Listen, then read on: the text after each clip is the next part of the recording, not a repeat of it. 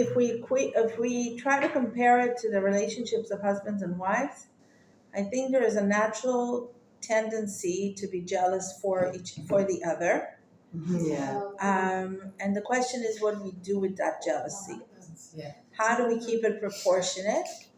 And it's also, like what's it called when Chava and Adam, right, basically get to know each other or become intimate for the first time in Gan Eden. It's called Adam Yada et Chava. He knew her. Right, he knew her. So basically, when we're physically intimate, we get to know each other. We should get to know each other on a much deeper level. Sometimes we know our spouses on an emotional level in a very unproportionate way to how much we know them physically. That's why, unfortunately, many times, like what I see, like in marriage counseling, often is that sometimes the more intimacy becomes between people who are not in a not with their main partner. Let's put it this way. Like you become less shy with your non-main partner. What does that mean? No. And it means that you're emotionally never really opened up to each other because you're afraid to really open up to each other in your main partnership because you're afraid that your partner will not love you for who you really are. But what we really want is we want that knowing, that deep knowing, that emotional deep knowing we want in our main partnership. And when that main knowing is not there, there becomes an opening for jealousy. When there's basically, in other words, what I'm trying to say is that when we're taking away from the self confidence of our partner, being sure that they love us for who we are, there is an opening for jealousy and for all the other trouble to come into our marriage. Because your marriage has to be, you have to feel vulnerable in that space. And vulnerability is a beautiful thing. If it's used properly. Yeah. If it's not used against you. Right. Right. Yeah. It's also, as you're saying, if you're insecure Right. about yourself, so it opens up the path for jealousy. Right. So I think, and if you take, now we can go back to our relationship with God when it has to do with the jealousy of God.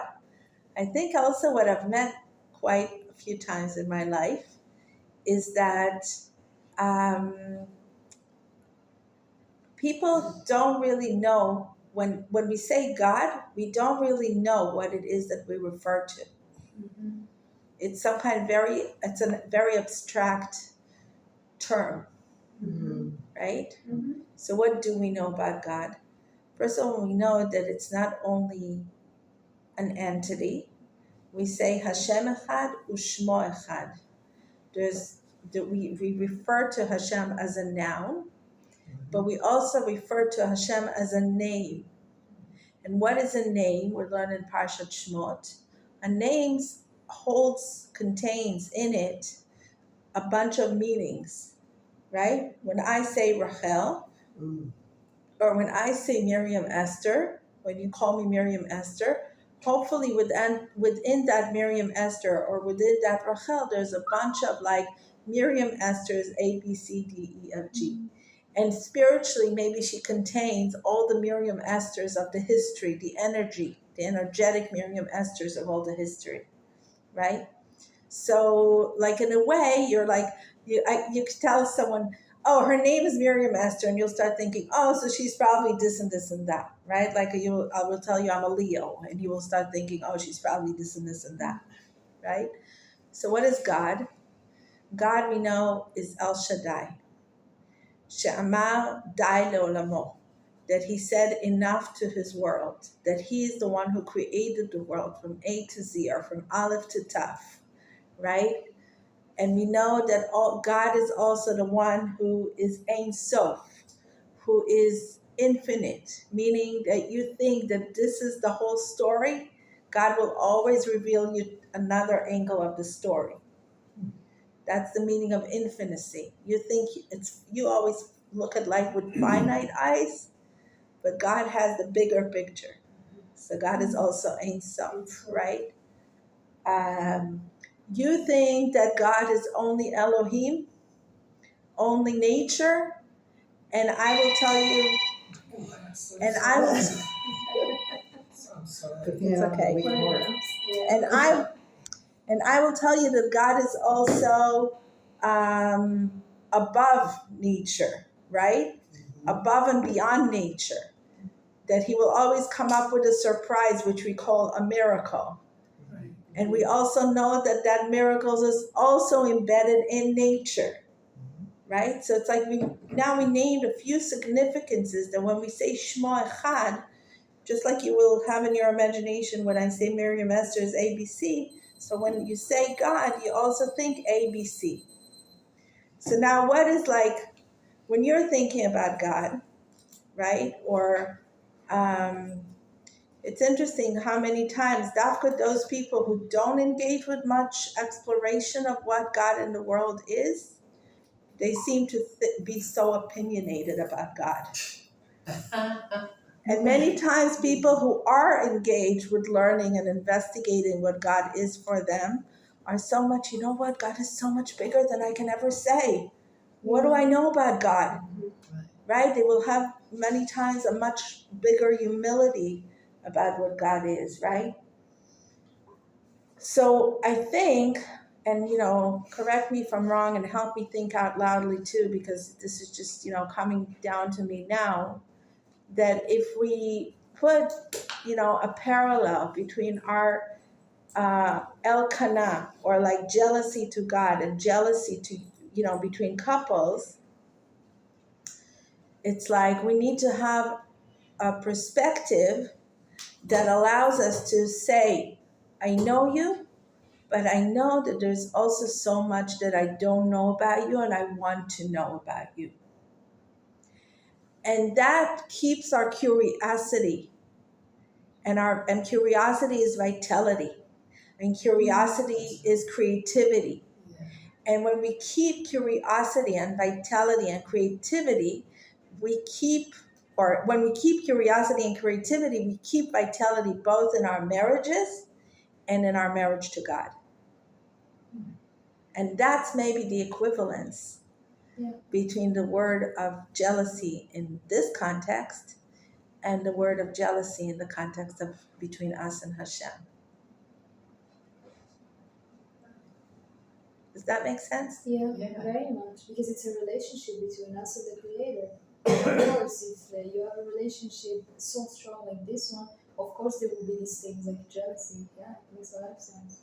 But it's God that's the one that's being Jealous. jealous. Yes, I know that it's God that is being jealous because He's our Creator. At the end of the day, it's like you're making fun. You're going with another God, and He's the Creator. That's what I mean. Yeah. Jealousy is it's a natural feeling that we all have. And I read, I don't remember who said it, maybe Jacobson, Simon Jacobson. I think he said that jealousy is a normal impulse that people have, and it's okay to have it as long as you figure out a way to make yourself a better person. Like somebody knows more Torah than I do, and I'm jealous of the fact that they know. So it'll motivate me to learn more Torah, maybe. Right. Maybe you're jealous of your husband looking at another woman. I mean, not that he should be. Here we go. But I'm gonna make it positive on that. On the other side, a woman looking at another guy, okay? But A woman looking at another guy. motivate the wife No, it to could be. not look like a schlump. What? Maybe that would motivate the wife to not look like a schlump. Both couples. Let's say You know, both like sides. Both sides. Both sides. Yeah. I mean, okay. Both sides. But I mean, I guess because I feel like that motivates me sometimes to mind how I look. I'm coming from a personal, like what I need to do as a woman. Also, not anything adds. on you, Neil. I mean, No, God forbid. No. No, it's just poor Neil is the only guy in the group. Martin's not here. So I, No, but it really goes both it helps ways. us to be mindful of how we present ourselves in our relationship Right. with God. Well, you know, I mean, There's a lot of Okay, I different need to, types of like- jealousy. Yeah. You so know, what somebody connects has with more that? money, somebody has better It's- Right. things, Yeah. somebody, Right. you know. Yeah. Right. Jealousy it's not- goes in so many ways. Yeah. Right. Actually. Yeah. Yeah. I also see, like, because I grew up in a large family and all of us were born so close together that Yeah. I see how that can come up very easily. Yeah. But now as an adult, like what you were talking about, as it motivating you as an adult, like it's something that I've become really conscious of. Like if they have something that I don't have, and I think that Hashem brings it down to them for me to even say like, wow, like what a bracha they have. Like I hope that they keep having more of it, and then like Yeah. and then maybe Right. come to like and just really sit with like, wow, like they have this bracha, like this. And also just remember, every time you look at a person, you only see a part of their fraction of their lives. It's true. You don't see everything about them. You don't see Yes. them in their Yeah. dark moments. Right. I know, even if That's it's your, so true. even if it's your family you grew up with, like, Right. And every relationship and every family has their dark moments. Yeah. Right. Oh, yeah. Very Yeah. sure. Yeah, And we you get don't shocked. know. We don't know what goes on behind those doors. And how can we judge each other? Right. We're not supposed to. But what you said about the men looking at other women and stuff, I think it's very broad and very controversial. Because there are some men that they are with the most beautiful women, and I saw it with friends of mine, very beautiful women, and they would be cheating. Like the most drop dead gorgeous person are like actresses, super gorgeous, Right. and then And it's never enough. So because they are so full of themselves, you know. And there are plenty of entitlement. women who cheat in our days also. Yes, Sense of entitlement on both yes, sides. very true. I'm going to do what I want to do. Yeah, Which is what God says we aren't supposed to do. very true. Right. Goes both ways. So basically, there are two parts to conclude this subject. There's the Which has been going on there's since this morning. there's the I wasn't jealousy. here this morning, so There's- please forgive, I didn't have Neither was anything I. to do with The- that. there's there's the jealousy, and there is the feeling that goes behind the jealousy. There's the action of jealousy, and then there's the feeling that goes behind the jealousy. Like and what how causes you- it? Yes, and how you manipulate your jealousy to holy places, or reduce your jealousy when it has no place. This is what we should be thinking about. It's also because jealousy is like another character trait of anger too. Also, it's a foundation, I It's- think, It's a for foundation. It's a foundation for of anger to develop. For anger to develop, and like Right. and there was a period of time where I did a lot of like codependency like work and stuff like that. And like you do these like checklists of like your character defects, and like one of them is like anger or jealousy, and like the it comes from fear, and then like there's like these exercises that you do where it's like okay jealousy, and then they do like the opposite coin of what jealousy is. So for instance, jealousy, the opposite of jealousy is humility. So then you look at humility and then you pray more, okay, like Give me humility. Hashem, give me humility, or anger is like lack of trust. So it's like so then you put those two things together, and you're like, okay, I have lack of trust and I have lack of humility. Like But in a way, jealousy is really a foundation to all the bad things in the world, because in a way, we are living in a comparisons world, comparing how much money we have, how much beauty we have, how much of a good spouse we have, how much good children we have, how much that's true. whatever we have, and why don't we have what they have? Their house, their car, their husband, wife, their whatever. Can I And- add something to that? yeah. My question is, you could see somebody who may be having a better whatever, and then you can say, well, I wish I had that. But if you don't want to take away from what they have, then are you jealous or just admiring?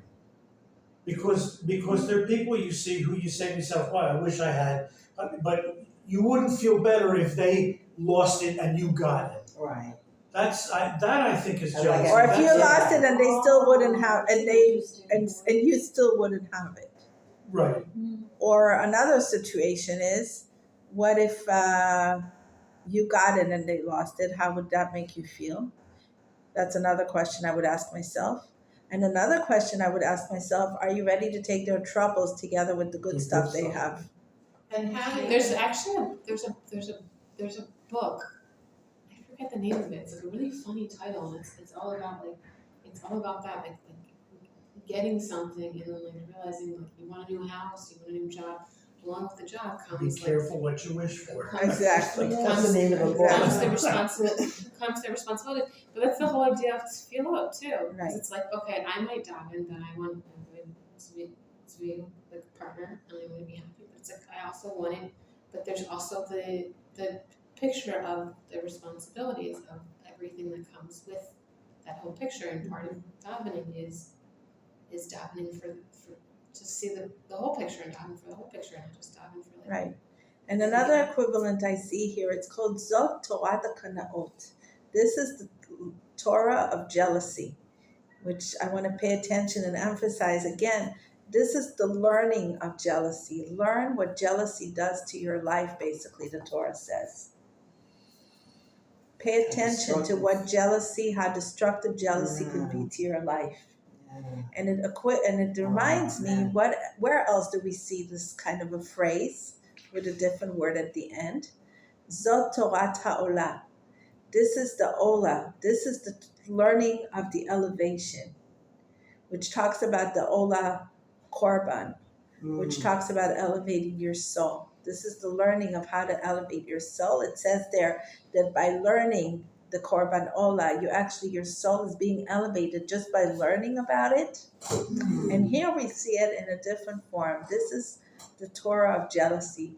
If the Torah of Olah is bringing your soul up, the Torah of Kanaot, the Torah of jealousy, brings your soul down. Oh yeah. Right? So destroys families. Right. So many times we treat the word Torah like a mystical kind of, like it has a mystical aura around it, right? But Torah, I don't want to take away from the power of the word Torah, but Torah is learning. There's a learning of jealousy, and there's a learning of Olah, and right?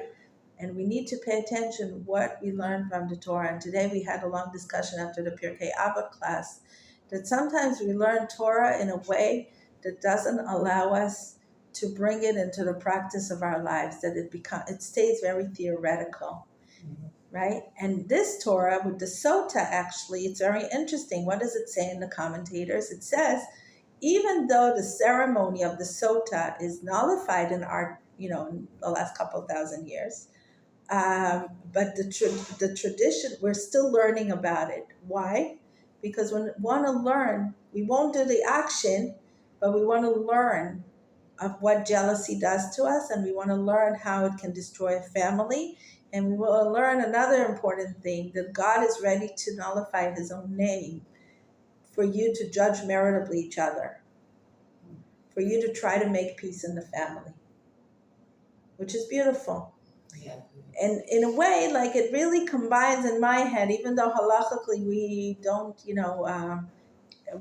halachically it's a problem, couples are not allowed to each other after a betrayal in the family had happened.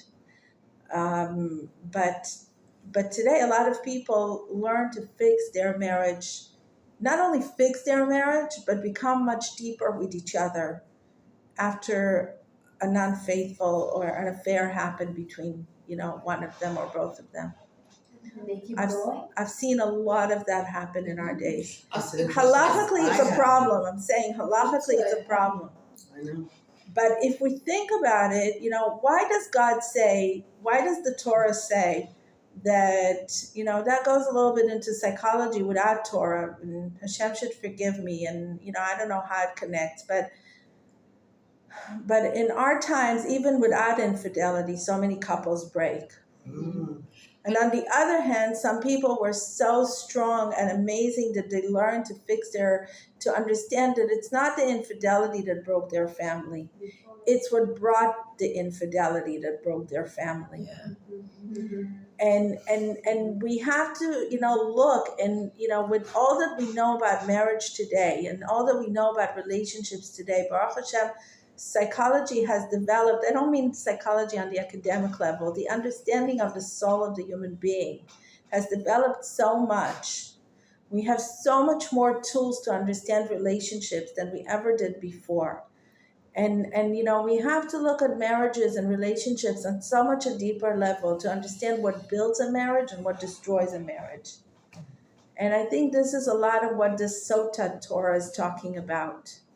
Learn to dig deeper into what the foundation of a marriage is. Esther Perel, Yeah. she has like a few podcasts about Quite a Oh, a few. lot. Quite a million Who podcasts is about that? it. Yeah. about she What's has, her last name again? And she's not the Esther only Perel. one. Yeah, Perel, she has Oh, a lot of things Perel. to say about. Yeah, and she's not the only one. But- So, yeah.